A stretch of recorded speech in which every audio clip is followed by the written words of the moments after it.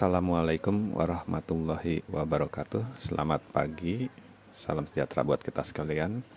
Pada kegiatan roadmap menuju 35 tahun berbakti bagi negeri FKUP 88, saya diberi tugas untuk memberikan satu materi mengenai strategi resusitasi pada pengelolaan shock hemoragik pada pasien-pasien trauma, dan bagaimana aturan mengenai goal directed therapy dan kejadian sepsis yang bisa menyertainya.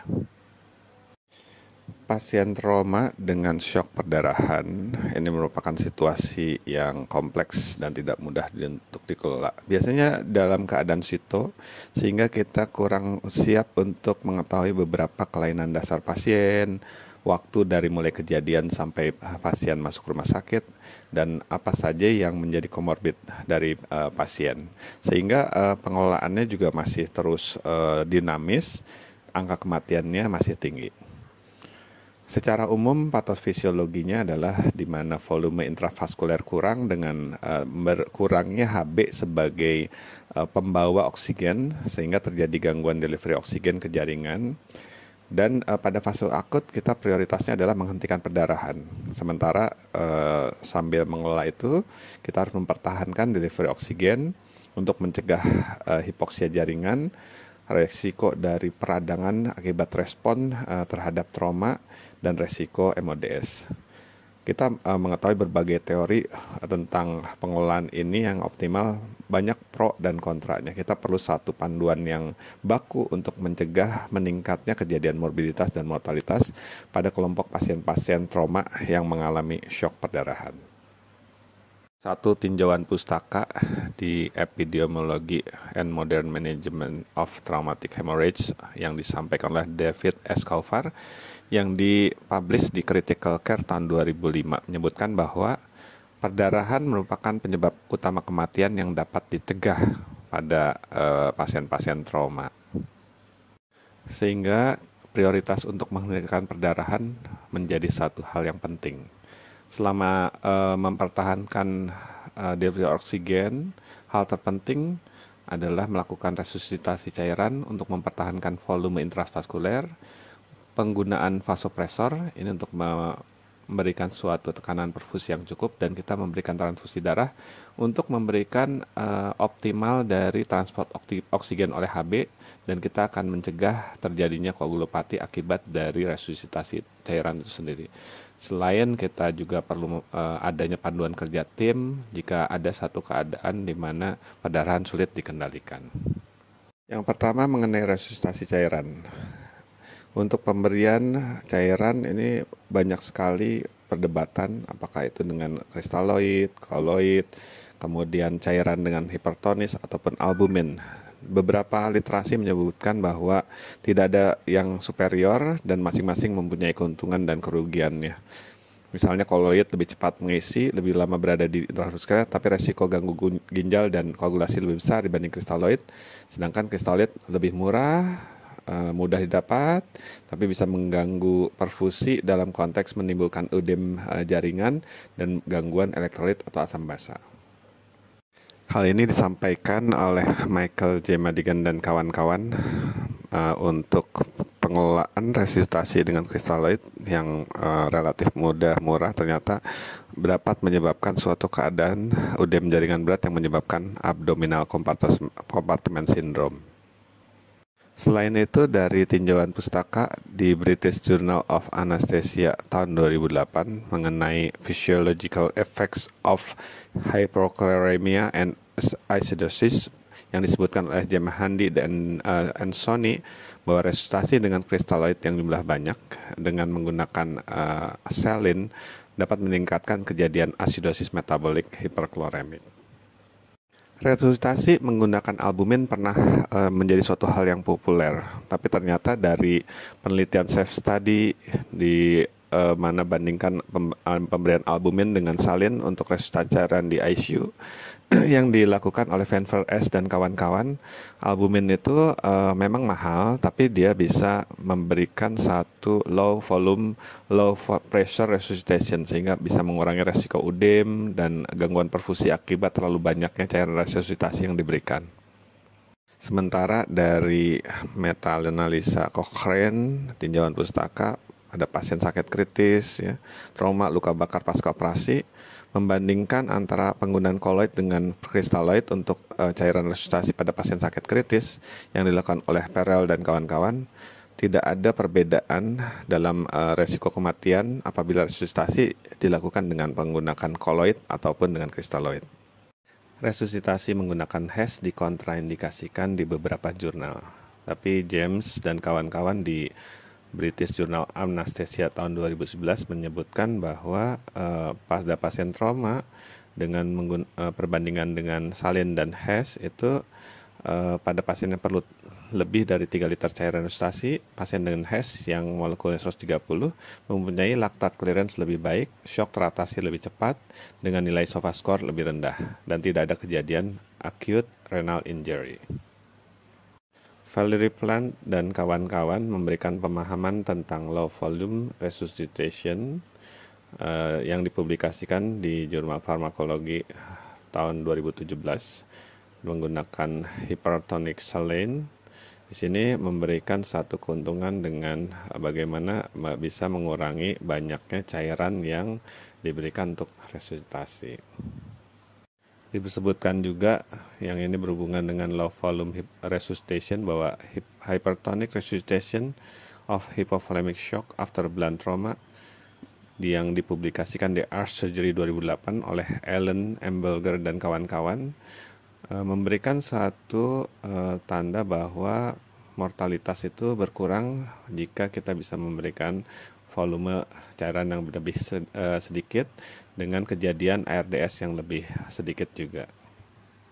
Bersamaan dengan resusitasi cairan, kita perlu mempertahankan MAP untuk mempertahankan perfusi jaringan sehingga menghindari kejadian hipotensi atau shock yang persisten akibat shock hemoragik. Kita harus mempertahankan driving pressure agar perfusi jaringan baik. Jadi tekanan arterial menjadi penentu utama, sehingga kita perlu kadang-kadang memberikan suatu vasopresor untuk meningkatkan atau mempertahankan MAP pasien. Dalam satu review artikel tentang hemodynamic monitoring di pasien sakit kritis yang dilakukan oleh Ruisi dan kawan-kawan, vasopresor in septic shock, norepinephrine merupakan satu obat pilihan utama untuk merestore dan memaintenance hemodinamik. Menurut Dillinger dan kawan-kawan di Surviving Sepsis Campaign 2008, norepinephrine menjadi obat pilihan utama juga untuk merestorasi tekanan arterial pasien-pasien dengan perdarahan, di mana merestor sirkulasi utama dengan memvasokonstriksikan daerah vena, khususnya daerah splagnik, sehingga tekanan fusi pada jaringan bisa lebih baik dan mengurangi resiko hemodilusi akibat pemberian cairan terlalu banyak. Penggunaan vasopresor setelah trauma ini perlu kita perhatikan. Jason Ellsbury dan kawan-kawan di Jurnal Trauma 2008 menyebutkan bahwa keuntungan dari mempertahankan MAP ini sudah jelas, tapi dengan memberikan segera kita perlu hati-hati jangan sampai peningkatan tekanan ini menyebabkan resiko perdarahan yang lebih banyak.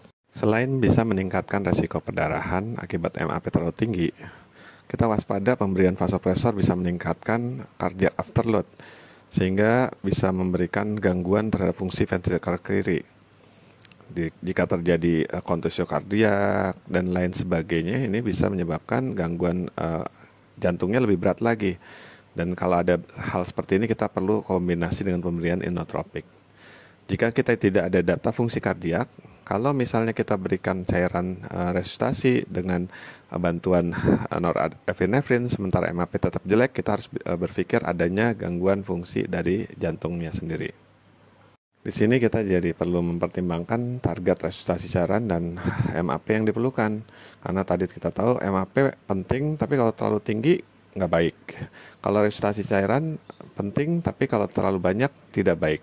Jadi kita perlu memperhatikan hal ini, konsep mengenai Low volume resuscitation, hypotensive resuscitation untuk mengurangi resiko kedua hal akibat terlalu banyaknya pemberian cairan atau terlalu tingginya pemberian vasopresor untuk meningkatkan MAP. Kita perlu punya panduan yang khusus dan kita lakukan sambil menunggu perdarahan itu teratasi. Seane, Morrison, dan kawan-kawan di jurnal Trauma 2011 menyebutkan bahwa tekanan darah optimal ini minimal MAP 50 dan kita bisa mendapatkan situasi bahwa perdarahannya berkurang, koagulopati postoperatifnya berkurang juga secara signifikan. Kita harus perhatikan transfusi itu mempunyai resiko-resiko juga, bahwa overload, kemudian juga selain untuk memberikan delivery oksigen yang bagus dengan memberikan HB, itu untuk melakukan pencegahan koagulopati pada pasien-pasien trauma ini. Jadi beberapa hal yang bisa terjadi, yaitu satu fenomena loss dilution, di mana perdarahan kemudian di resusitasi cairan terjadi hemodilusi sekunder, sehingga berkurangnya faktor koagulasi dan platelet. Kemudian aktivasi koagulasi eksesif ya dari respon perdarahan. Kemudian fibrinolysis disertai aktivasi koagulasi ini akhirnya sama-sama memberikan suatu keadaan koagulopati pada pasien-pasien ini. Hipotermi, asidosis metabolik, hipokalsemi, anemi ini merupakan hal-hal yang bisa terjadi akibat pemberian cairan dan darah yang serampangan. Kita perlu memperhatikan panduan yang ada ini untuk mengurangi resiko-resiko ini. Sambil kita terus berusaha bekerja sama memperhatikan upaya-upaya penghentian perdarahan oleh dokter bedah akibat trauma tadi. Ini merupakan satu grafik untuk mengelola pasien-pasien dengan shock hemorrhagic trauma, di mana ada beberapa hal yang diperhatikan dari inflamasinya, aktivasi koagulasi yang berlebih, fibrinolysis, hemodilusi, decrease atau berkurangnya aktivitas dari koagulasi yang dipengaruhi oleh berbagai hal seperti shock perdarahannya, pemberian volume cairannya, hipotermi, asidosis, dan sebagainya, dengan berbagai tindakan-tindakan yang harus kita lakukan untuk memperbaiki situasi ini agar kita bisa mencegah satu lingkaran setan yang bisa memberikan suatu situasi gangguan koagulopati yang menambah resiko perdarahan pada pasien yang memang sedang mengalami shock perdarahan. Pemberian sel darah merah dan fresh frozen plasma merupakan satu hal penting untuk mempertahankan delivery oksigen dan merestorasi gangguan koagulasi secara elektif. Target HB ini masih menjadi suatu perdebatan, tergantung dari komorbid pasien, umur, riwayat kelainan, kardiovaskuler, tipe trauma. Ya.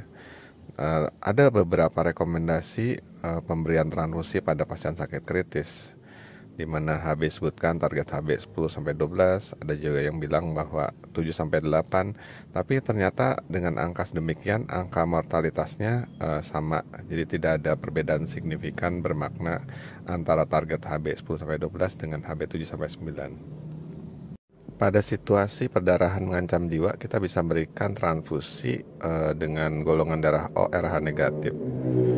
Untuk tindakan transfusi masif ini kita perlu membuat suatu panduan agar transfusi yang diberikan tidak memberikan gangguan-gangguan komplikasi yang bisa meningkatkan resiko-resiko morbiditas atau mortalitas pada pasien. Pasien-pasien dengan shock perdarahan akibat trauma seperti pasien-pasien lainnya sering mengalami suatu keadaan sepsis. Banyak sekali pemikiran bagaimana patofisiologi sehingga kasus ini bisa menjadi suatu sepsis yang berat yang bahkan bisa menyebabkan kecacatan atau bahkan kematian. Ini adalah suatu dugaan umum yang disebutkan oleh Bond dan kawan-kawan di CHEST 1992 sangat populer, yang menyebutkan hubungan antara SIRS, sepsis, severe sepsis, dan MODS, di mana masing-masing hal di mana yang menyebabkan SIRS seperti pankreatitis, trauma, burns yang sebelumnya tidak ada infeksi di situnya. Kemudian bisa terjadi suatu infeksi yang disebut dengan sepsis dan memberat menjadi severe sepsis atau bahkan menyebabkan multi dysfunction organ syndrome.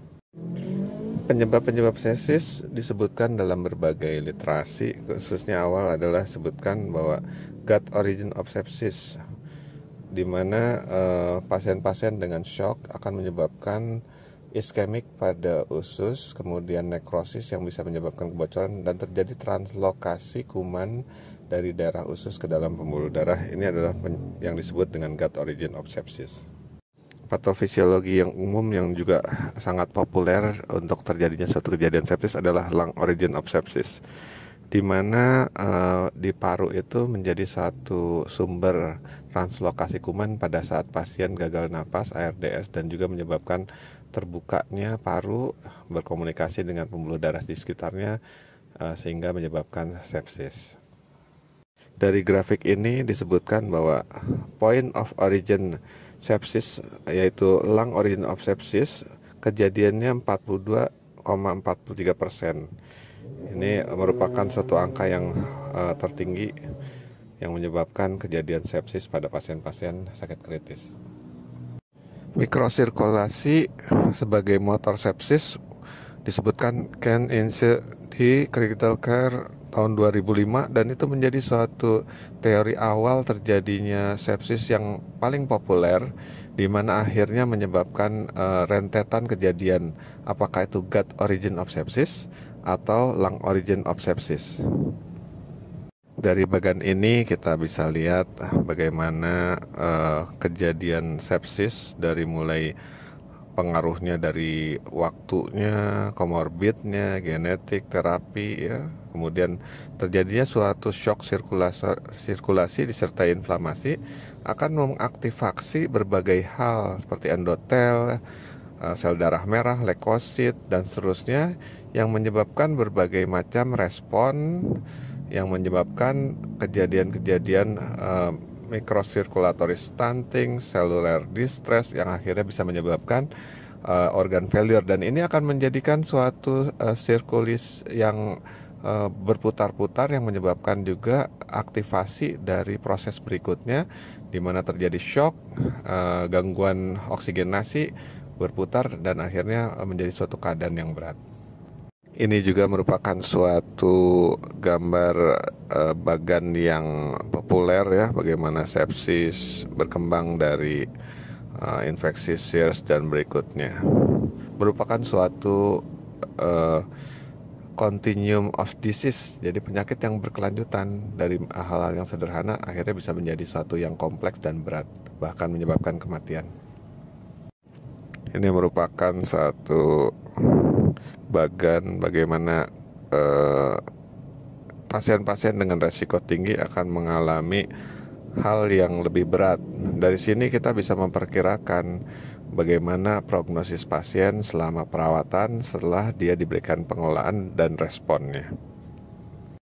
Early goal directed therapy in the treatment of severe sepsis and septic shock merupakan suatu teknik pengelolaan yang sangat populer, di mana early dalam 6 jam kita berusaha mengarahkan direct to goal, apakah itu volume cairan CVP, kemudian MAP-nya, kemudian HB-nya, kemudian hematokrit juga, laktat, dan seterusnya. Sehingga kita perlu mengetahui ini, di mana diberikan refresh oleh Rivers dan kawan-kawan tahun 2001, merupakan satu gebrakan besar dalam pengelolaan sepsis di dunia pengelolaan pasien sakit kritis.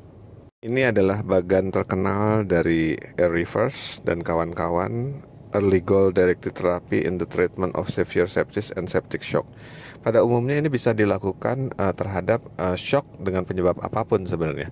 Karena dengan saringan dari bagan ini kita bisa mengetahui apakah pasien dicukupi cairannya, atau dia harus ditambahkan vasopresor, atau misalnya ditambahkan HB atau diberikan inotropik dan manuver-manuver lain yang jika perlu diberikan suatu obat atau pemberian ventilasi mekanis untuk menurunkan metabolisme untuk mencukupi kebutuhan metabolismenya dari delivery oksigen yang berkurang akibat shock dengan penyebab apapun.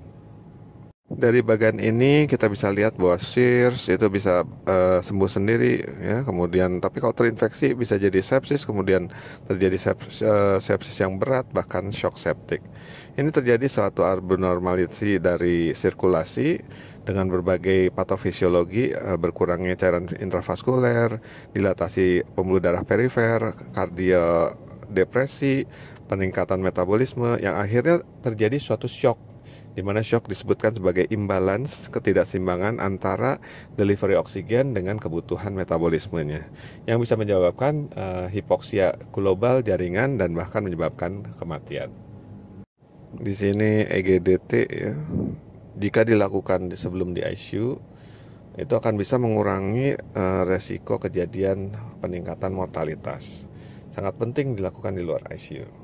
Yang dimaksud dengan dilakukan di luar ICU itu artinya kita melakukan suatu deteksi dini terhadap masalah yang ada, sehingga kita bisa memberikan treatment secara cepat dan sederhana mengatasi masalah sehingga teratasi lebih cepat dan mengurangi resiko kerusakan atau gangguan organ lebih banyak, yang artinya juga bisa mengurangi resiko kematian lebih besar. Pada masa sekarang EGDT ini sudah disebut ditinggalkan, tapi buat kami pribadi ini mungkin bukan berhenti digunakan, tapi early-nya adalah mungkin dari 6 jam menjadi 3 jam atau 1 jam, kemudian direct goal-nya CVP-nya tidak 8 sampai 12 mm Hg, ini bisa 0 sampai 2 atau minus 2 sampai minus sampai 2 ya, 4 sampai 6 tergantung tentunya klinis dari pasien yang mengalami keadaan shock. Jadi kita aplikasi berdasarkan apa yang dibutuhkan oleh pasien. Sehingga EGDT di masa lalu ini bisa menurunkan angka kematian sampai 14,5%, dan kalau kita berhasil aplikasikan, kita restorasi ya, perbaiki, mungkin bisa menurunkan angka kematian lebih besar lagi. Ini adalah bagian umum pengelolaan shock hemoragik pada pasien trauma.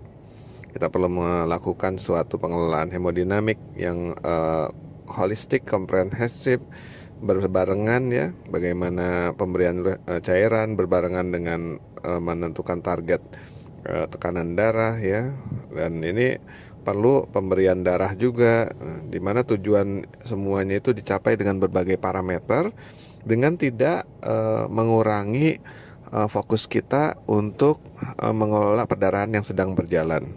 Jadi semuanya berjalan simultan, komprehensif, dan saling bekerja sama dalam satu tim yang baik.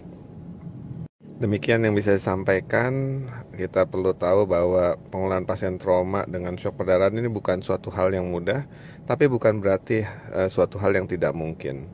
Kita perlu punya satu pusat pengelolaan trauma yang baik, sehingga kita punya satu pola pengelolaan terstruktur dengan berbagai penyebab atau mekanisme trauma yang terjadi. Kenapa harus kita lakukan? Karena angka mortalitasnya masih tinggi, dan kita perlu mengaplikasikan berbagai rekomendasi, melakukan pelatihan-pelatihan, sehingga memang ini bisa menjadikan suatu manfaat yang besar bagi pasien. Di mana kita harus fokus bahwa penghentian perdarahan yang merupakan satu penyebab kematian utama yang masih sebenarnya bisa kita kelola, kita perlu lakukan segera jadi prioritas, tentu sambil terus mengelola hal-hal yang bisa menjadi penyebab komplikasi yang lain, seperti misalnya inflamasinya, hipoksia jaringannya. Nah, ini kita perlu melakukan satu latihan team building yang baik. Dengan pembentukan proses team building yang baik, kita bisa membuat working yang juga lebih baik, sehingga tujuan untuk mengelola pasien-pasien shock perdarahan dengan akibat trauma menjadi lebih baik lagi. Demikian yang bisa saya sampaikan. Mungkin ada pertanyaan bisa disampaikan melalui kolom chat atau langsung Terima kasih atas perhatiannya. Assalamualaikum warahmatullahi wabarakatuh. Selamat pagi.